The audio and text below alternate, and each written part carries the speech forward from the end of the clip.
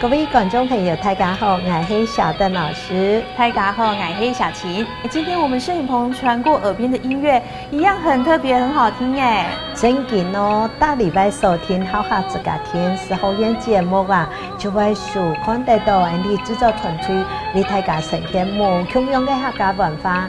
今本日我来老观众朋友来介绍一下客家传统手调歌曲。真紧当好听哦！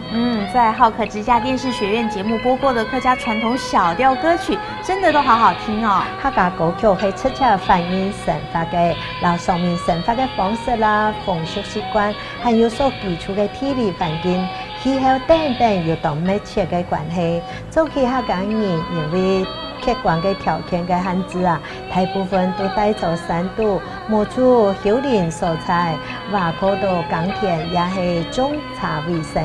故所從這樣事啊，單條生活當中，唯一娛樂就係唱山歌。客家山歌源自於山拿茶園，喺客家先民從從事耕種，也係休閒時節隨意創作出來嘅音樂。簡單就係單純嘅聽樂，也係愛嘆啊。後來為到批下摘茶啦、開擔、耕種等等勞動工作來創出曲調，也係講大家有嘗試為到操牌，也係講有嘗試有教育嘅對象，條條互相嚴格，調情唱情歌，有或者係為到老對上嘅朋友，台上講話。簡單上調嘅音律旋律，就漸漸地演變成講下完整嘅曲調構想。所以說呢，客家山歌有很多是隱喻式的，在調情，在暗示咯。做得講係啦，一般來講呢，客家人親保守，尤其對呢個男親愛嘅表現方式都有下保守。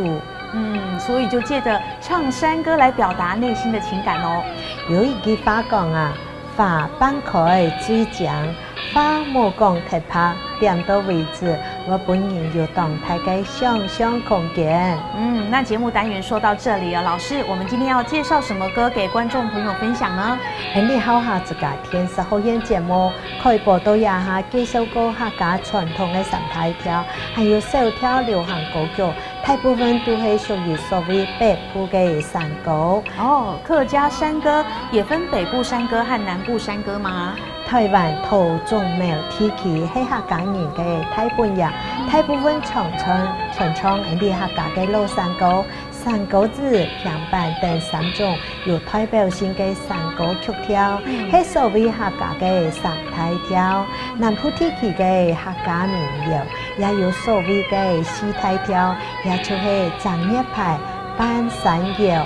有一個老太普調原來客家傳統山歌有北部的3大調，南部的4大調。我們節目介紹過客家傳統3大調的歌曲，老師，我們今天要介紹南部4大調其中的一首山歌。